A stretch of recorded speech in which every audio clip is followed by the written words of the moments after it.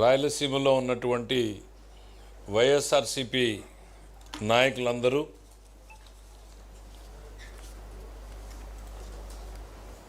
రాయలసీమ మీద మొసలి కన్నీరు గారుస్తూ మీటింగులు పెట్టుకుంటూ తిరుగుతున్నారు. మదనపల్లిలో, అనంతపూర్లో, రేపు కర్నూలులో రాయలసీమ మీద అవ్యాజ్యమైన ప్రేమను కనపరుస్తున్నారు.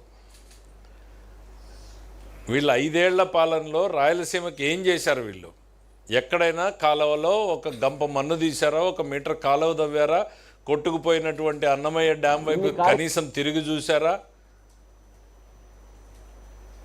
ఈరోజు రాయలసీమకి ఏదో అన్యాయం జరిగిపోయింది, రాయలసీమ లిఫ్ట్ ఆపేశారని చెప్పి అదే పాత సామెత గుర్తుకొస్తుంది, మొగుడిని కొట్టి ఏదో ఎక్కారు అన్నట్టు, మొగసాలకు ఎక్కినట్టు అని.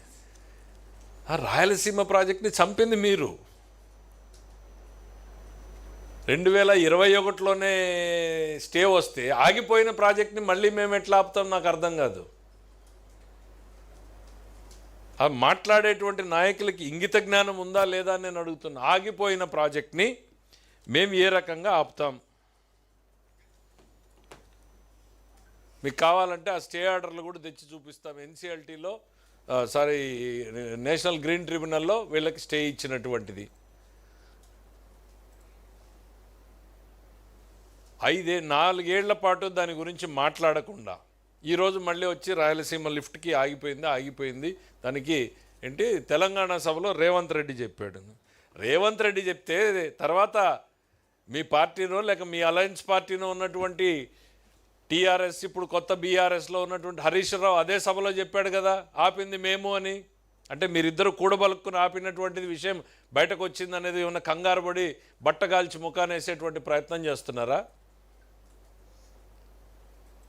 ఆపింది నేనే అని చెప్పేసి హరీష్ రావు అదే సభలో చెప్పాడు. మీకు రాజకీయ గురువు కదా కేసీఆర్. మీరు ఆపినటువంటి ప్రాజెక్ట్ని, మీరు అనుమతులు తెచ్చుకోలేకపోయినటువంటి ప్రాజెక్ట్ కాదు. మీ వారసత్వం ఏంటి? రాజశేఖర రెడ్డి గారు అడిగారు, మిగిలిన జలాల్లో అసలు వాటానే అడగమందరి నీ వాళ్ళ లాంటి ప్రాజెక్టులకి అని ఆయన రాసిచ్చిపోతే నువ్వేం రాసావు? రాయలసీమ లిఫ్ట్ ఇరిగేషన్ మీద నీ చీఫ్ సెక్రటరీ, నీ ఈఎన్సీ ఏమని పిటిషన్ వేశారు? ఇది అసలు ఇరిగేషన్ ప్రాజెక్టే కాదు, మేము కేవలం స్టడీ చేస్తున్నాము. అరే, మీరేసి సంతకాలు పెట్టినటువంటి అఫిడవిట్లు ఉన్నాయి, మేము ప్రాజెక్టు కట్టడం లేదు, ఇక్కడ ఓన్లీ టెస్టింగ్ చేసుకోవడానికి తవ్వుతున్నామని చెప్పారు మీరు. ఆ అఫిడవిట్లు వాస్తవం కాదా? మర్చిపోయి ప్రజలకి ఇవేవి తెలియదు అని చెప్పి మళ్ళీ మోసం చేసేదానికి మీరెప్పుడూ కూడా రాయలసీమ పేరుని రాజకీయం కోసమే వాడుకున్నారు. మీ తండ్రి గారి టైంలో రాయలసీమ పేరుతో యాత్రలు చేశారు. ఆ రోజు నందమూరి తారక రామారావు నిజమైన రాయలసీమ పట్ల ప్రేమ చూపించినటువంటి వ్యక్తి. గాలేరు నగరి, తెలుగంగ, హంద్రీనీవా ఈ 3 ప్రాజెక్టులు తెలుగుదేశం ప్రభుత్వంలో ఆ రోజు నందమూరి తారక రామారావు గారి బ్రెయిన్ చైల్డ్లో పుట్టినటువంటి ప్రాజెక్టులు. 70 సంవత్సరాలు కాంగ్రెస్ పార్టీ వారసులని చెప్పుకున్న మీరు రాయలసీమకి ఏం చేశారు ఆ రోజు? ఈరోజు రాయలసీమ బతుకుతోంది అంటే గాలేరు నగరి, హంద్రీనీవా, తెలుగంగ వల్లనే కాదని అడుగుతున్నా. దాంట్లో మీ కాంట్రిబ్యూషన్ ఏంటి? పోనీ మీ జగన్మోహన్ రెడ్డి గారు ఈ 3 ప్రాజెక్టుల్లో ఏం చేశాడని అక్కడ అడుగుతున్నా.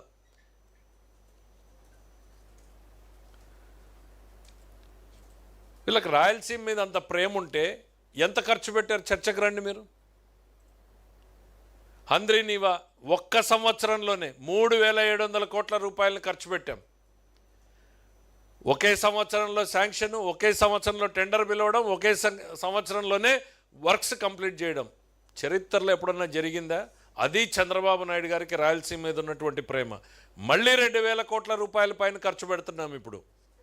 ఇది కాక నేను చెప్తున్నా, 5 ఏళ్లలో శాసనసభలో మీరు రాయలసీమ పేరుని పలకడానికి మీరు సాహసించలేకపోయారు. ఇవాళ మేము ధైర్యంగా చెప్తున్నాం, రాయలసీమలో ఇదే శాసనసభలో రాయలసీమ హార్టికల్చర్ హబ్ పెడతాం 40,000 కోట్ల రూపాయలతో అని చెప్పగలిగినటువంటి దమ్ము ఈరోజు చంద్రబాబు నాయుడు గారి ప్రభుత్వానికి ఉందని చెప్తున్నాం. ఏం మొహం పెట్టుకుని ప్రజల ముందుకు వస్తారు? హంద్రీ నీవాని మేము 1 సంవత్సరంలో పూర్తి చేసినందుక, రాయలసీమ ప్రాజెక్టులకి 40,000 కోట్లు ఖర్చు పెట్టబోతున్నందుక, ₹1 ఖర్చు పెట్టినటువంటి మీరు మొసలు కన్నీరు గారిస్తే ప్రజలు నమ్ముతారనుకుంటున్నారా? సిగ్గుపడాలయా. ఎస్, కొంత పని చేస్తే మాట్లాడొచ్చు. మేము చెప్తాం, రాజశేఖర రెడ్డి వచ్చాడు, ఎంతో కొంతైనా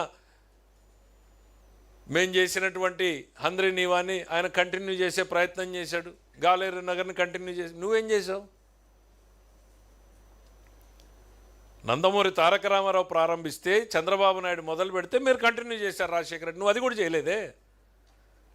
చరిత్రలో నీకు ప్లేస్ కూడా ఉండదు. మరి నువ్వు వచ్చి రాయలసీమ పేరు మీద పెడతా ఉన్నావు. ఇంకా ఏదో రాయలసీమలో కొత్త పేరు పెట్టుకున్నాం మేము, కొత్త ప్రాజెక్టు. మరి ముచ్చుమర్రికి దీనికి తేడా ఏముంది? ముచ్చుమర్రి ఆల్రెడీ మేము కట్టాం కదా, దానికి ఎటువంటి అబ్జెక్షన్ లేవు. ఈరోజు ముచ్చుమర్రి బ్రహ్మాండంగా పనిచేస్తూ ఉంది కదా. కేవలం వివాదాల్లోకి నెట్టే దానికోసమే మీరిద్దరూ ఇక్కడ, మీరు అక్కడ మీ రాజకీయ గురువు గారు కలిపి చేసినటువంటి కుట్రలో భాగంగానే తప్ప రాయలసీమ మీద మీకు ప్రేమ లేదు. రాయలసీమని కేవలం రాజకీయ అవసరాల కోసం, ప్రాంతీయ విద్వేషాలను రెచ్చగొట్టడం కోసమే మాత్రం వాడతారు. అది మీ నైజం. కులం, మతం, ప్రాంతం అనేటువంటివి మీ రాజకీయ పునాదులు. దాని మీదనే తప్ప మీకు వేరే ఆలోచన ఎక్కడా కూడా లేదు. ఎక్కడా కూడా 5 ఏళ్లలో మీరు రాయలసీమ మీద స్టే విధిస్తే నువ్వు వెకేట్ చేయడానికి ఏం చేశారు? ఒక్కరోజు కూడా మీరు ప్రయత్నం చేయలేదే. అదే మేము వస్తే ఏం చేశాం? ప్రాజెక్ట్ని కంప్లీట్ చేశాం. అన్నమయ్య డ్యామ్ కొట్టుకుపోతే దిక్కులేదు. ఇక్కడ ఎక్కడో పొరుగు రాష్ట్రంలో ఉన్న తుంగభద్ర డ్యాంలో గేటు కొట్టుకుపోతే తెల్లవారుజామున 5ంటికి మాకు తెలిస్తే 9ంటికి దగ్గరలో ఉన్న మా ఎమ్మెల్యే ఫస్ట్ వెళ్ళిపోయారు, అక్కడికి పొమ్మని చెప్పాం. ఈవినింగ్కి మొత్తం యంత్రాంగం చేరుకున్నాం. గేట్లు పెట్టడం కుదరదు అని అంటా ఉంటే దేశంలో బెస్ట్ ఎక్స్పర్ట్స్ని తీసుకొచ్చాం, గేట్లు పెట్టాం, పంటను కాపాడాం. మళ్ళీ ఈరోజు 33 గేట్లని ఒకే సంవత్సరంలో మారుస్తున్నాం. 18 గేట్లు నిలబడ్డాయి. మొన్ననే అనంతపురం మీడియాని మొత్తం తీసుకెళ్ళి చూపించాం. 18 గేట్లు ఎరెక్ట్ చేశాం 3 నెలల్లోనే. అంటే వర్షాలు ఆగిపోయి మళ్ళీ వర్షాలు వచ్చే లోపల చేస్తాం. That is our commitment. ఏం మొహం పెట్టుకుని చెప్తారు? ఏ ఒక్క ప్రాజెక్టులను మీరు రాయలసీమకు దగానే చేశారు. రాయలసీమని వాడుకుని వదిలేసినటువంటిది ఎవరన్నా ఉన్నారు అని అంటే జగన్మోహన్ రెడ్డి గారే. ఎందుకు అనంటే 2019లో ఎన్నికల ముందుకు ఇదే ఊరవకొండకు వచ్చావు నువ్వు. జలదీక్ష అక్కడ చేసినప్పుడు ఏం చెప్పారు మీరు? 3 నెలల్లో హంద్రీ నీవా పనులను ప్రారంభిస్తామన్నావు. 3 నెలలు కాదు, 5 ఏళ్ల కాలంలో ₹1 ఖర్చు పెట్టలా. ముందు దీనికి సమాధానం చెప్పమంటున్నా. పెడబొబ్బులు పెడుతున్నారు వీళ్ళు నాయకులందరూ కూడా. మేము పనులు చేస్తున్నాం అనేటువంటి అసిడిటీ ఎక్కువ ఉంటే మందులు పంపిస్తాం, అసిడిటీ మాత్రలు వేసుకోండి. మీ కడుపు మంటని రైతుల కన్నీరుగా మార్చేటువంటి ప్రయత్నం చేయొద్దు అనేటువంటిది చెప్తున్నాం. ఇంట్లో వాళ్ళని అడగండి అయ్యా, చెప్తారు. మీకు సిగ్గుందా? ఏం మొహం పెట్టుకుని బయటకు వచ్చి అడుగుతున్నారు అనేటువంటిది ఇంట్లో వాళ్ళే తిడతారు మిమ్మల్ని. Thank you.